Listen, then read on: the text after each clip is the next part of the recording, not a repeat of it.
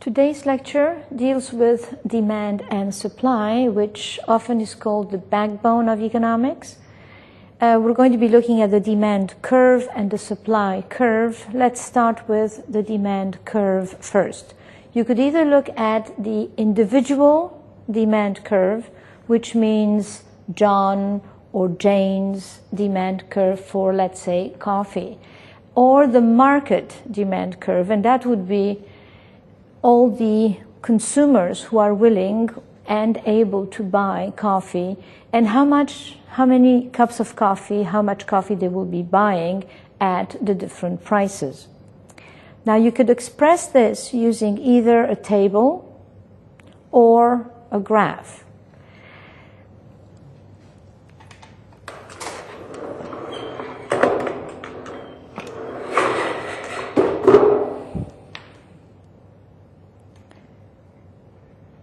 I have prepared here a few numbers to get us going on plotting and explaining the demand curve. So let's say that this is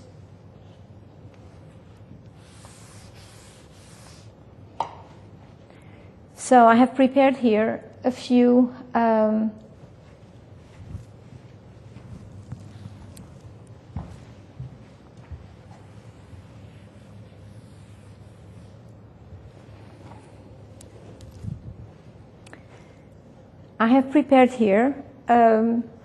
numbers, jotted a few numbers to represent the individual demand for an item. You could look at coffee in terms of pounds or in terms of cups that we are willing to purchase. And then we're going to put that information onto a graph. So let's say at $10, only 1 unit would be demanded.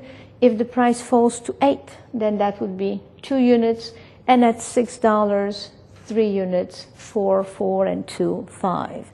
So you can see that the relationship between price and quantity is inverse. As one goes up,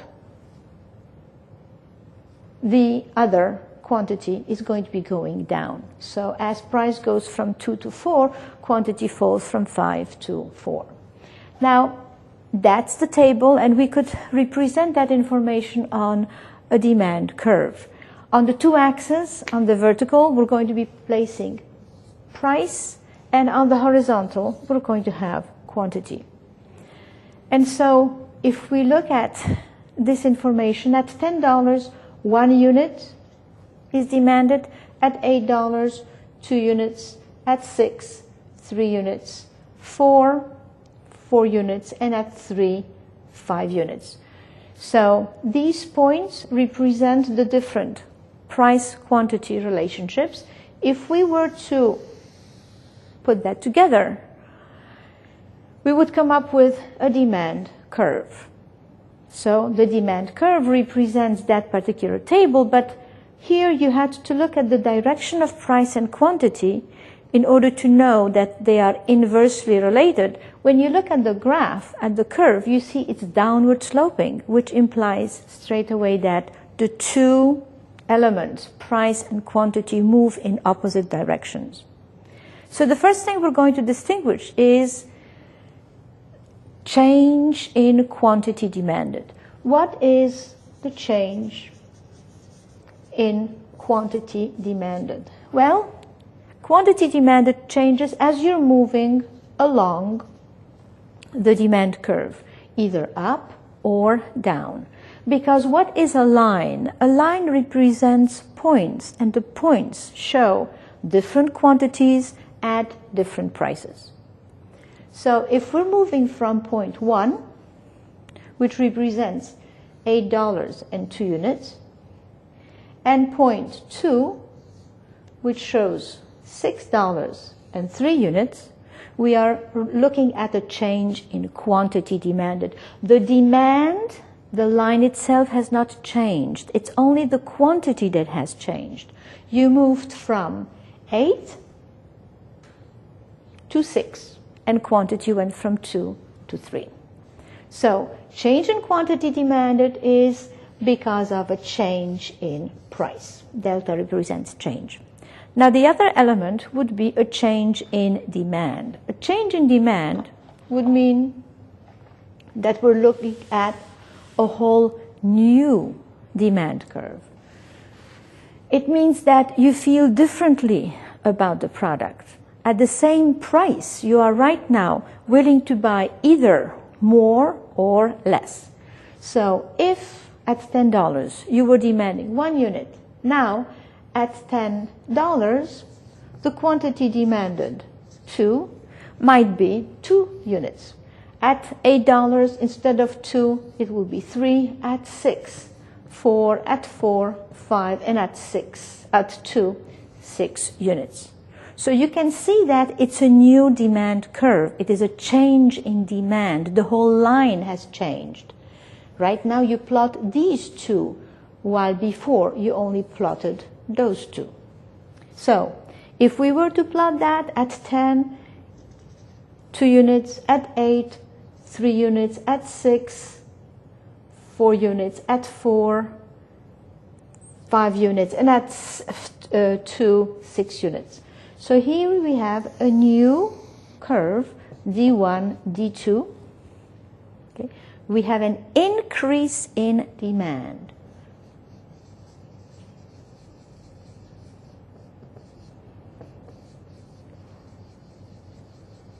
Now, that is different from an increase in quantity demanded because at every point, at every price, you have a different quantity. Moving along the line meant that you reduced your price, as a result you had more units. Or if you increased the price, you had fewer units. So moving along would be a change in quantity demanded, while shifting the whole line would be a change in demand. What is it that is going to make you demand more units even though the price has not changed? Well, there are many, and we call those the determinants of demand. And population would be one. Makes sense. If you have more people, then more units are going to be demanded. Income, advertising, related goods. Now, what do we mean by related goods? They can either be substitutes or complements. So, substitutes are goods that are used instead of each other, and complements are goods that are used together. Let me show you here. If this is the demand curve for coffee, price, quantity, demand. Let's say that the selling price is $5 per pound, and quantity is, let's say, 10 tons. Here, if you're looking at a substitute, tea would be a good example of a substitute, something that is used instead of coffee. Not to everybody, but generally speaking, we will consider those two goods to be substitute. So here's your demand for tea, and this is how much tea we are drinking. Let's say $10, 5 tons of tea is being demanded. So let's say that we have a bad crop. The price of coffee increases. Now, will that change the demand for coffee or the quantity demanded? Well, since it's the price that changed, it will be the quantity demanded of coffee that changes. Are you going to be demanding more or less now that it is more expensive? You will be demanding less. Now, those who gave up on coffee are going to be shifting to tea. And now here, nothing has happened to the price of tea, but because more people are demanding tea right now, at $10, let's say 7 tons are being demanded. So you can see you are on a different line altogether, and that will represent a change in demand. Now, what would happen if we were looking at, let's say, complements, goods that are used together? Let's still stick with coffee, and now a complement to coffee could be, let's say, cream. This is your demand for cream at 10, let's say 5, at $10, 5 tons of, well, that's not, unless it is dry, let's say 5 gallons are demanded.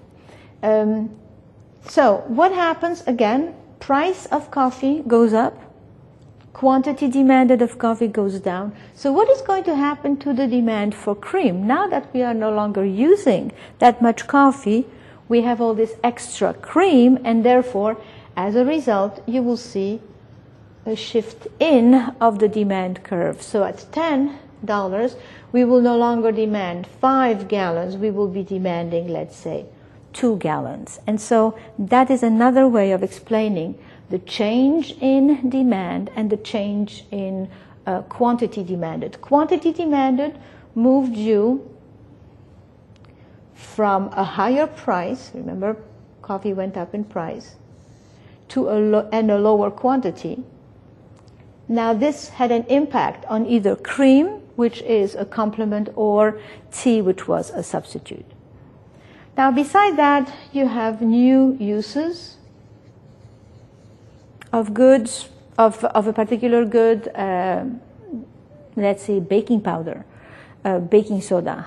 What is it that you are using baking soda for? Well, mainly for baking, but most of the demand is as, some people use it as a detergent, other people are going to be using it in their cat's litter box, and so on and so forth. So as a result, you see an increase in the demand for that particular product because we found new ways of using them. All these, and another important one would be expectations. Now, what happens to the demand for, let's say, sugar, if you expect that there is going to be a shortage of sugar in the future? Now, if you think that there's going to be a shortage of sugar, then we are going to see a shift out. People are going to be buying more sugar than they would have otherwise bought because they're afraid that they're going to be short of sugar. And so another type of expectation could be what, let's say you expect the price of sugar to be going up. Well, in order to beat that, you are going to be demanding more sugar than you would otherwise have demanded because you would like to stock up, and as a result that would give you an increase in demand. What would happen if you expected the price of sugar to be going down? Well, you would probably be demanding less of that product today in order to buy it later on when the price is lower.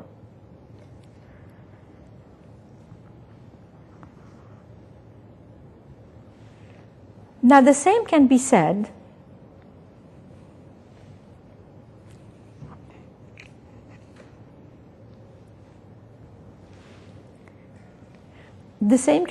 about the supply curve. The most important thing to keep in mind is that when you look at the supply curve, think of yourselves as producers. So how are you going to react? Well, if the price goes up, you are going to try and supply more. And as a result, you will see that the curves are going to look quite the opposite of what they look right here for your demand curve.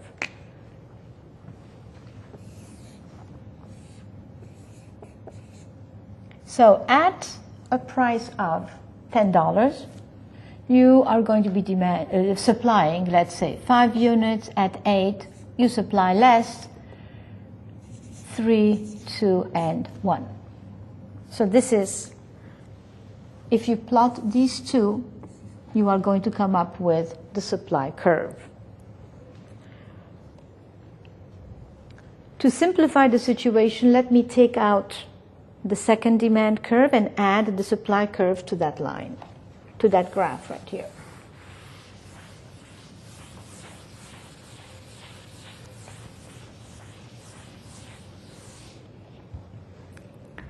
At $5, at $10, the quantity is 5 units, right here.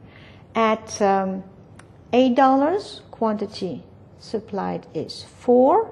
At 6, it is 3. At $4, it is 2 units. And at $2, it is going to be 1 unit. So here you see you have your supply curve. So again, here you are a producer, and as price goes up, you are going to be supplying more. And again, we're going to distinguish between change in quantity supplied and a change in supply. So the change in quantity supplied, just like quantity demanded, will move you from 1 point on the supply curve to another point on the supply curve. You are moving down the same line. Producers still feel the same way about the product. The costs of production are the same. So change in quantity supplied is going to be because of a change in price. And you're moving along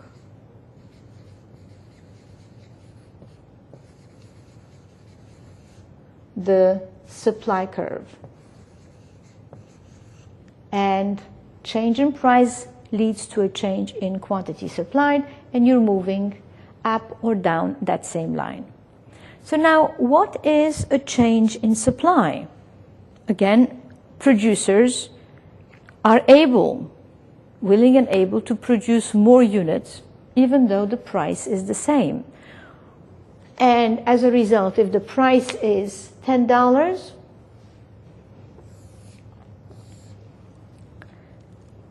let's say this time we're going to have a decrease. And you used to supply 5 units, now at $10 you will only supply 4. At 8, you used to supply 4, 3. At 6, 2.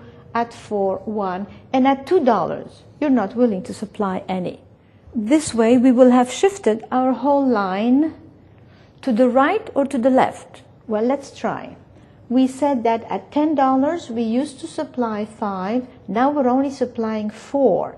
That's a movement in. That's a decrease. Less is being supplied. And the same at $8. We used to supply 4, now we're only supplying 3. And at price 4, we used to supply 2, now we're supplying 1. And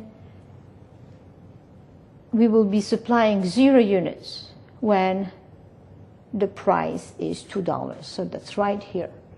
And you have a movement in, a shift in of the supply curve. So what is going to change your supply or shift your whole line? There are several elements, and they are listed under determinants of supply, just like we had determinants of demand. And here are some of them. The change in supply will be mainly impacted by the cost of production. If you have an increase in the cost of labor, maybe wages are going up, that will increase cost, the supply is going to decrease. Let's say the price of oil goes up, raw materials increase, that again is going to reduce your supply curve. Technology is another element. Better technology reduces the cost of producing goods, which means, again, it's going to increase the supply. The number of producers, if you have more businesses, as a result, you're going to have more supplied at every price, an increase in supply. Climate, if you have a drought or let's say a frost in Florida, then what happens to the supply of oranges? the supply of oranges is going to be reduced. Expectations is another element.